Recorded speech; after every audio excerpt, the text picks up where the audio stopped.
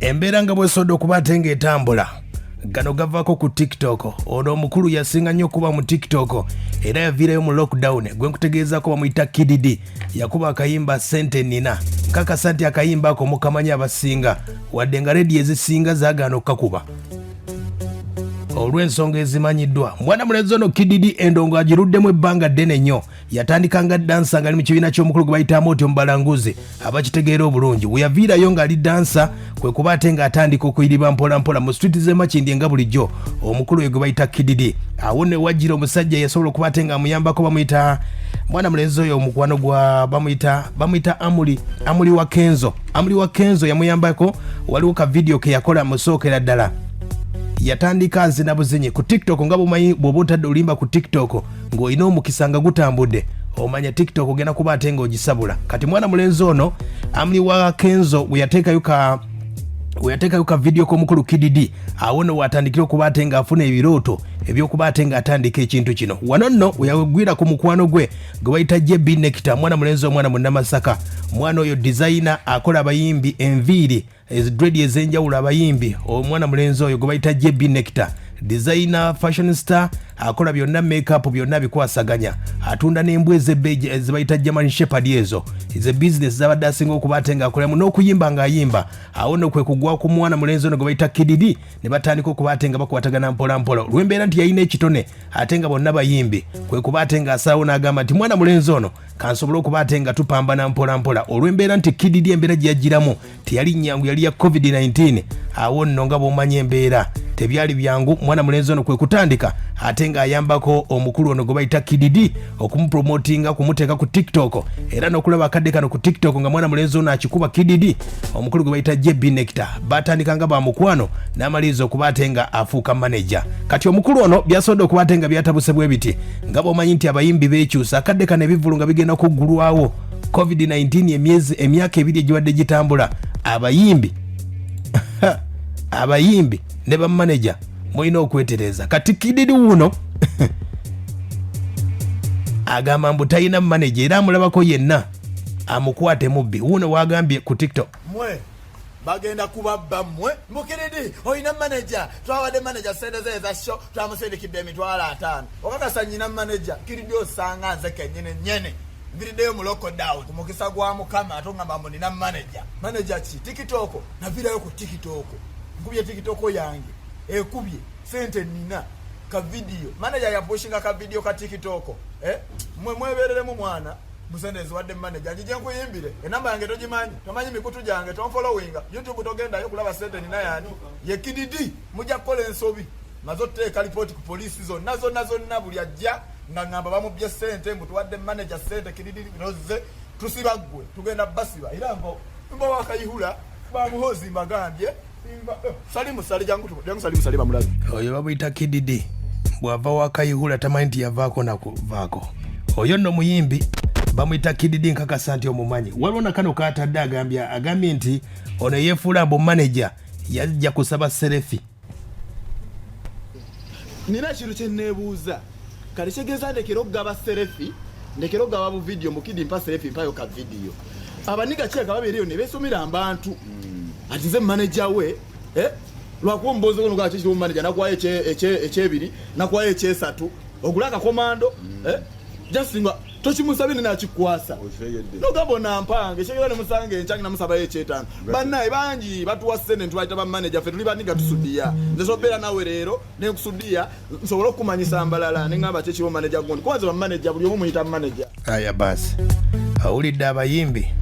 mu bbanga lya myaka 2 mwana mulenzi ono abadde mu lockdown yasobodde okuba ate ng'ava. Omusajja yasobodde okuba ate nga promotinze paka ku TikTok yayita ayina na ssimu ye yamugulira n'essimu. Olaba akadde kano yeekyusa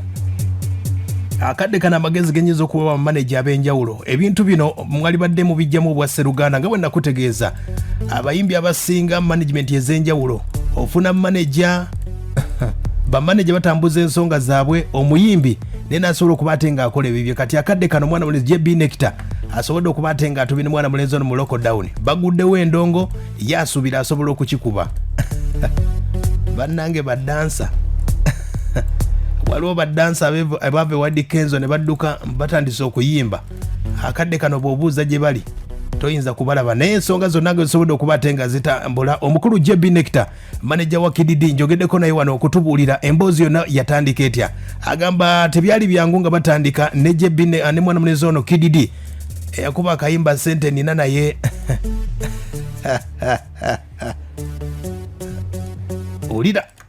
Kid Dee twatandika endongo. Kid Dee weewaawo sinze namutandikirako nti nali manager we yasooka nafuyiriba ne tukwatagana ffenna emabega emyaka ng'ebiri bwe tukwatagana myaka ng'ebiri emabega nga muyiribira zi videos najja n'azina ti ng'ayimba ng'agamba Ebya njagala tandika kuyimba ng'ayimba oluyimba ngolo mu nzikiza bwe yakola oluyimba lwa ngolo mu nzikiza era yampita nga ngamba Ebya bampadde offer ya video naye siina yadde olugoye n'olumuli mugamba Kid leka nze engoye leka nkole ki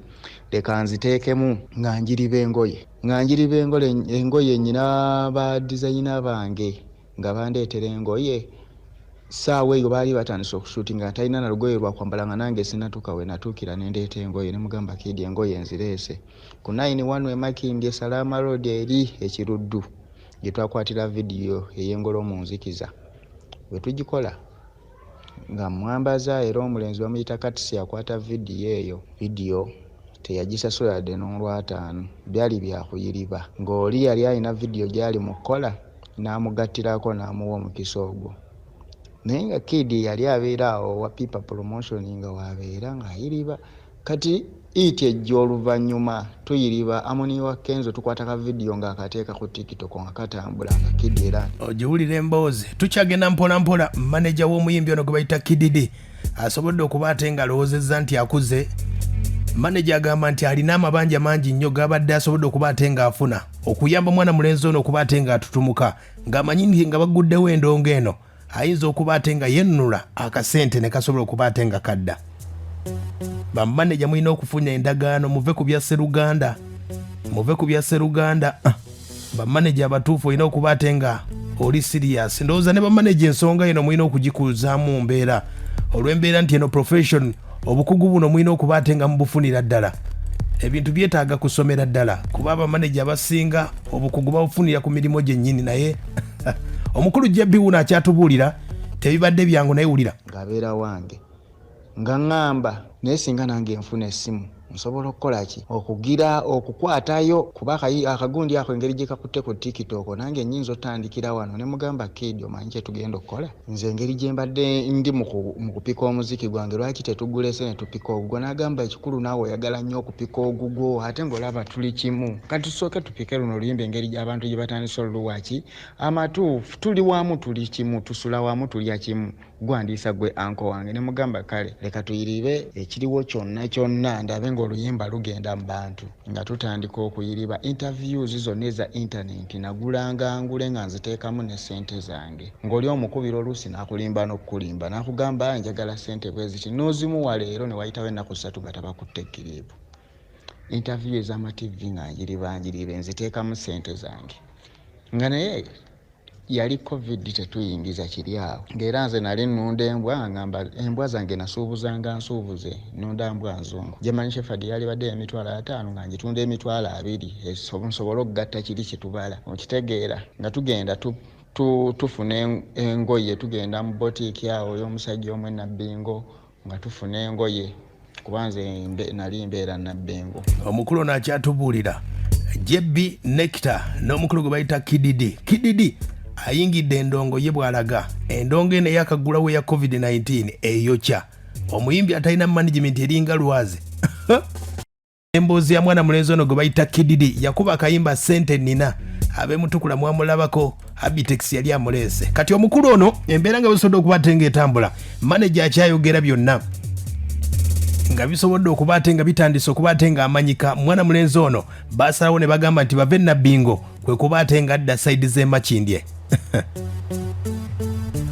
okumanaginga omuyimbi wakiri ogulamu poloti ey'enkaayana netandika okusheyalinga ow'omutwalo ebiri kale ng'oluyimba nduteekamu amaanyi ndabe nga lutuuka ku level gye twagala naye ate we twatuukidde ku level gye twabadde twagala omusajja we yeekyangidde okiraba we yeekyangidde nalaga nti tabeerangako na manager nze mutaddemu ssente zange nnyingi yaleeta kati we twakuba iti yaleeta banneebe be yabeeranga naye bwayise nga bazineebwamu oti basatu n'abaleeta nembeera nga ntikiddwa omugugu gw'abantu bana Kid Dee balina bye bakozesa banywa enjaga bali akakola ekawungeezi baagala akakola ng'olunaku ekawungeezi balina okukozesa emitwalo 2 ng'emisana balina okukozesa emitwalo 3 kati ng'olunaku Kid Dee akozesa emitwalo 5 kati bala okuva Kid Dee we yatandika okuba iti abadde akozesa buli lunaku emitwalo 5 owulira emitwalo 5 kati gwe bala emyezi egyo gyonna ng'omuntu akozesa emitwalo 5 naye ate omwali badde nga nze njiriba nnyo okulaba at least nga neewola n'okwewola kitegeera nga tubeera mu kupika nga tuteekako data saako naye banneebe bonna nga mbagulira data tusigale nga tupika omuziki naye kati saawa eno siina kyenfunyeemu ku ssente zonna zentaddemu siina kyenfunyeemu nalya looni bamanje $8,000,000 siina we ngenda nazijja mwana kitegeera naye ye Kid Dee ali masanyu yeeyagala yalaga nti talina manager kyekyo muganda wange naye nga munsabire ennwanirire ensasule ssente z'abandi aya basi byannaku nnyo abayimbi bangi nnyo bajja tugeze okumupromotinga ng'akaaba ng'alaajana naye bafunako erinnya n'afunayo promotion ey'enjawulo bw'alaba bamusudiya ne bamanaja olw'olumu mulina okutereeza kintu kino nkiremerako nnyo management z'abayimbi mulina okusoma kino omulimu guno eno profession y'amaanyi nnyo okumanaginga omuyimbi olina okumanya nti masimu kyagamukubibwa olina okumanya nti essimu zonna essimu eziri mu ssimu ye ekitone nnyo ng'ozimanyiiko baani batambula nabo be basinga okubatabula mu mbeera eyo naye nga abayimbi abasinga olw'embeera nti babayamba mu bwasseruganda omwana abadde mwana wa ssenga abadde abba enkoko kwe kumutwala mu Kampala okumuyamba bwe bityo ne bwe bityo omukulu Kid Dee yagamba agamba bwati management ze ndine kyali wange bamuyita Nector Ebya Nector anyambako omuganda wange naye muyimbi bambi anyambako naye labange ekitone kyange akyagala ate nga naye kyali n'agamba kankupushi ngosanga tulibeera ffenna tomanya naye tuli kubaluwamu endongo owulidde awo yali agamba nti manager we ye Ebya Nector wanafulumizza ng'agamba ye talina manager wadde n'akamu eyeeyita manager atya mwe bagenda kubabba mmwe Kid oyina manager twawadde manager sente ze eza show twamusindikidde emitwalo 5 okakasa nnyina manager Kid Dee osanga nze kennyini mbiriddeyo mu lockdown ku mukisa gwa Mukama ate ngamba mbu nina manager ki TikTok navirayo ku TikTok nkubye TikTok yange ekubye sente abayimbi b'e Uganda bannange kati yamanyi nti TikTok eno digital platform mbuyinza okubeera manager we kati ye bw'alowooza nti TikTok ye manager we ye Kid Dee mwana mulenzi oyo ndowooza ensonga ze muzitegedde manager we akaaba agamba nti byonna abadde ateekamu kwambala studio byonna kupika ndongo kufuna YouTube interviews zonna endongo yonna okuba ate ng'etambula akadde kano nga baguddewo ebivulu mwana mulenzi oyo yasobodde okuba ate nga yeekyusa nayagala nnyo akasajja ka kamiliyoni abajjukira Papa Sidi nga yagala kuweewunza okuva mu Lion Island yamugamba ssebo obodduka genda naye nze ebyapa bye wamwenzi abiyina ekijja nga bakisenda kuba ebyapa kamiliyoni yali abiyina buli nga kolabo gyamuwa ng'aleeta ekyapa nga kamiliyoni ye asirika abayimbi kye beetaaga tebwetaaga bakwasa kisa kati ze ensonga ezo Kid Dee yava wamooti n'ajja mpolampola n'akikuba ku TikTok bano nno babajja yajjanga dansa ayimba akikubira ku TikTok akayimba bakayita sente nina ye mwana mulenzi oyo agamba nti manager we abayimbi b'e Uganda bw'oba toyigidde mu covid ono seba agambye nti manager ki mwe bagenda kubabba mmwe Kid Dee oyina manager twawadde manager sente ze eza show twamusindikidde emitwalo 5 okakasa nnyina manager Kid Dee osanga nze kennyini mbiriddeyo mu lockdown ku mukisa gwa Mukama ate ngamba mbu nina manager ki TikTok bw'obanga oli muyimbi oba ali dansa olugendo lwonna wabeerawo abakuyambako naye olina okubawa ekitiibwa gwe ne waba pulezenta nga yakubira oluyimba lunaku lumu olina omuwa ekitiibwa akuba abayimbi abamu balaba bulabi n'ogamba kale negga omuyimbi ali eyo